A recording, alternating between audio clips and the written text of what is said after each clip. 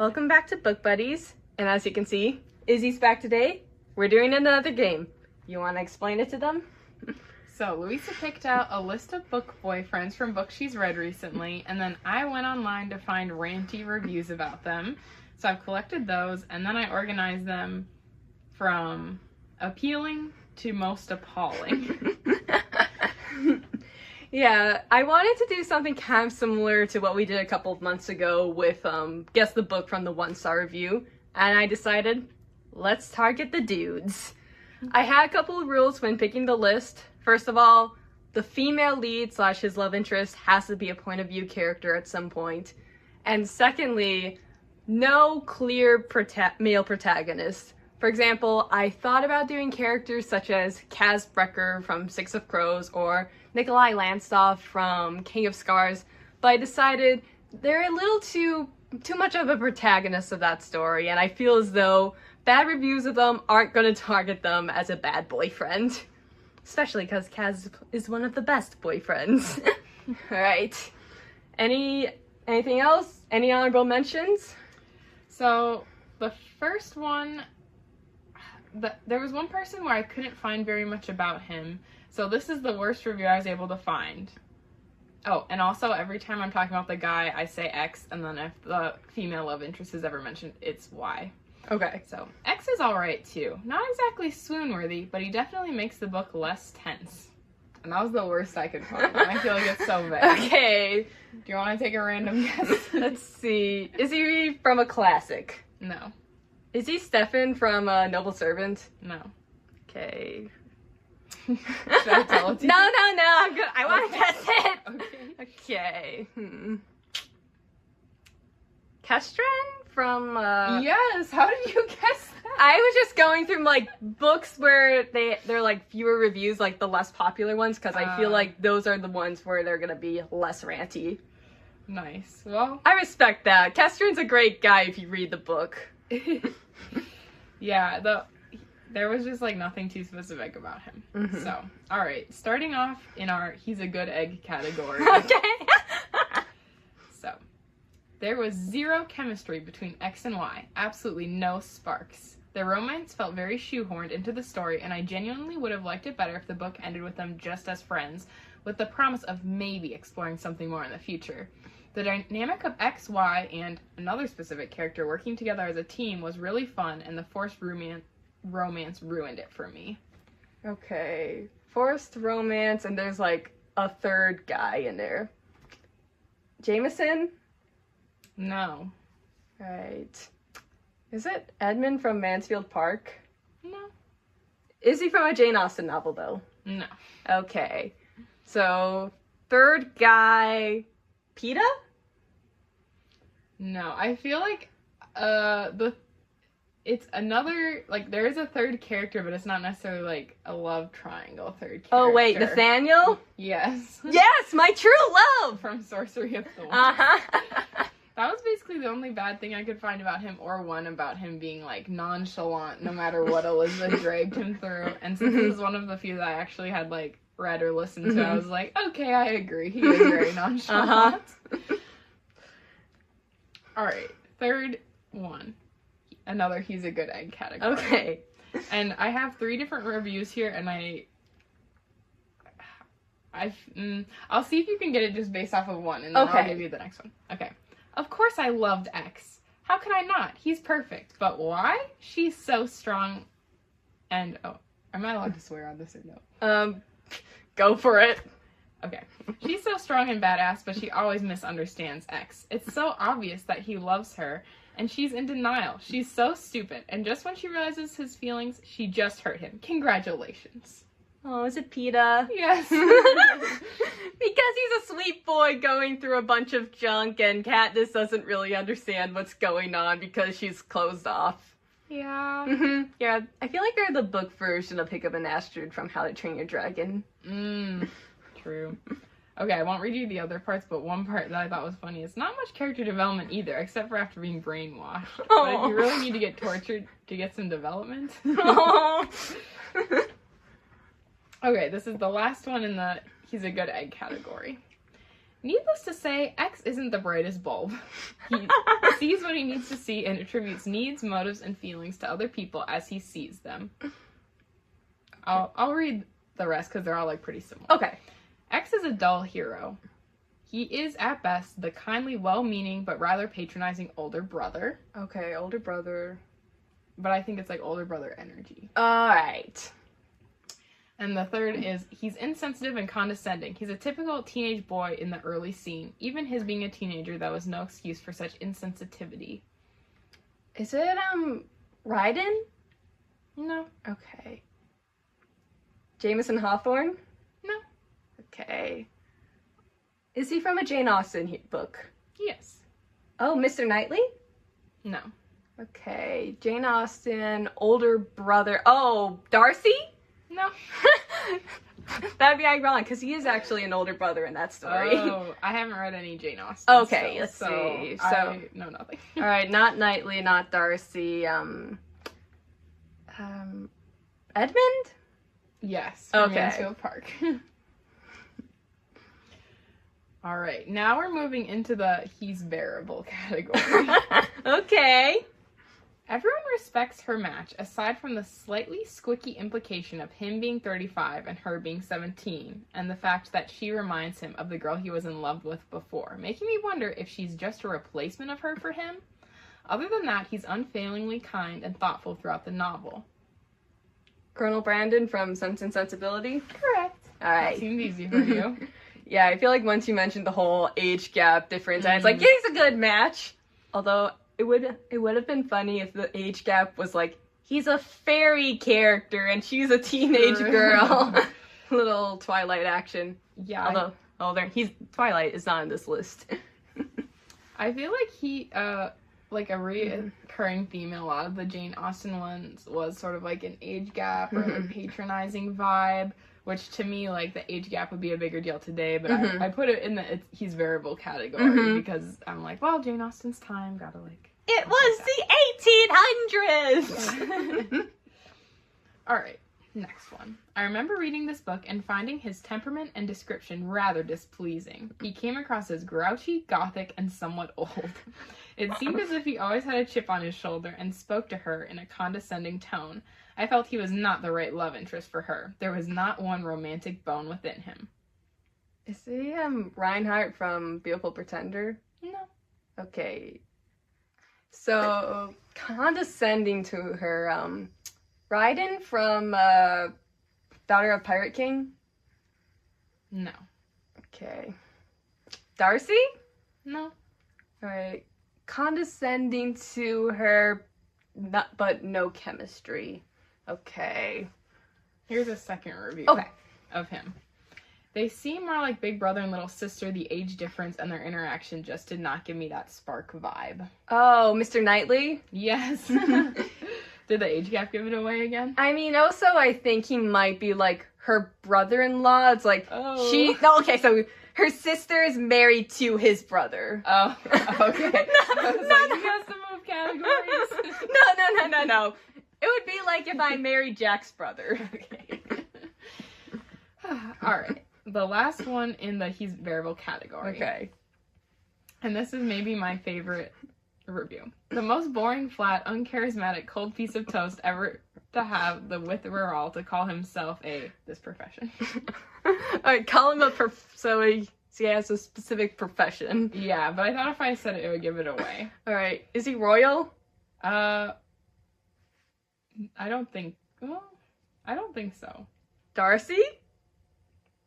No, but I have other reviews of them if you want me to read the next one. Sure, yeah. Okay. He and she were so busy whispering sweet nothings into each other's ears, probably murmuring things like, oh my gosh, I can't believe I found someone as entirely unlikable as me. We're meant to be together. That they actively didn't do fun stuff. She didn't kill people, didn't plot, and didn't use her special powers she was so busy telling us about because of him. He instantly grew a set of morals, although not a backbone to protect her. A prisoner and enemy that he decided to instantly fall in love with because she's attractive and has sick red hair. Alright. Oh, Riden!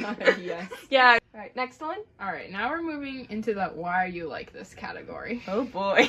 So this one I have 3 reviews going from like least specific to most specific, so maybe you can, like, guess after. Okay. So the first one is, stop deciding things for her own good and just talk to her. Alright. Raoul? No. Okay, stop deciding stuff for her. And the next one is, communication would solve 90% of this book. Mal? No. Okay. And finally, not only was there no chemistry, but every other minute felt like the narrative was trying to show us why these two shouldn't be together. He kept ordering her around or talking down to her while she resented him for it, but she still fell back on swooning over his good looks or how noble and kind he was. He wasn't so kind when he was telling you what to do. Cardan? From, Cruel Prince? No. Jameson Hawthorne? No. Is he from a Jane Austen novel? No. Okay. Not a Jane Austen hero. Let's see. Stefan? Yes. Right. What gave it away? I was running out, guys. I have an emergency sheet just in case I can't think of anything. All right. Again, I have like 3 reviews Okay. for this. So, I'm a fan of him till the day I die. I loved his introductions, and the mistakes he made were not fun and made sense for what his character was supposed to portray. Darcy? No. I'll read you the second one. Okay. Now, I need to mention that he needs to go to therapy because these people hate themselves more than I hate myself, and I go to therapy. Cardan? No. Alright. He's low-key a bad person because he's 1, an alcoholic, 2, objectifies her, 3, straight up tells her that she's just a game to him, and he's also unlikable in my opinion because there's no way she would be happy with him long term. I feel like this man doesn't take anything seriously and thinks everything is a joke. Jameson? Yes. Yeah, now I think maybe the first time she sees him, he might be a little tipsy and shirtless. Yeah, there was a bunch of comments like defending him, like he's definitely not an alcoholic. So I didn't know I should put it in here, but I'm like, you know what? It's a rant video. I'll put it in. It's a game, just like the inheritance games. All right, this next one, it was sort of hard to find stuff, so these are sort of like paraphrased. Okay. So the first one is, so he just lies about who he is and calls that a personality test? And the second one is, sir, this is not a courtship. This is a social experiment. Okay. Well, if he's lying to her, he can't be Cardan, because Cardan can't lie. Good deduction. Right. So, if he's lying to her, let's see. Raoul from Phantom of the Opera? No. Okay. Let's see. Is he from an Austen novel? No. I feel like maybe the keyword would maybe be like social experiment. Okay. Fake dating-ish. Okay. Who may have fake dated? Reinhart? Yeah. Oh. So, I don't know if I'd call it like fake dating, but I was like, it's definitely not like... Although now that I think dating. about the whole courtship, like the whole reason they meet is like he's trying to find a wife. Okay, this next one, this first review of it isn't really a hint, but I just thought it was really funny. Okay. The author understood that nothing is sexier than someone standing 7 feet away from someone, making brief eye contact, and then going home. You have to love the author for that. Does that give you enough to know anything? Is he Darcy or like a Jane Austen hero? Not Darcy, but yes to a Jane Okay. Austen hero. I have other reviews. All right, let's see. Professional grudge holder. Let's see, grudge holder. Edmund? No. Captain Wentworth? Yes. Okay. The story there is they were together, but then they had to break apart. And now he's back in her life when he's popular and she's not. She's a spinster at 27. These other ones I had just in case you were stuck that are more specific. So it's Anne deserved better than a man who needed 8 years in a near tragedy to get over himself. Oh. He was poor at first. Well, I didn't know any of that, so I can read it as much as I want. Okay. Alright. Just a couple left in the why are you like this category. All right. He's arrogant, unkind, and insensitive until he's got some reason not to be. Certainly he's very good to her once he falls in love with her, but the man's character is not defined just by how he treats those he admires, but even more by how he treats those he despises. And he despises most people, so we got to see plenty of that evidence to his character. I can't sit back and watch women use this man as an excuse to date losers. An excuse to date losers? Okay. Is he a teenager / modern day-ish? Alright. Okay. Who had Edmund? No. Okay.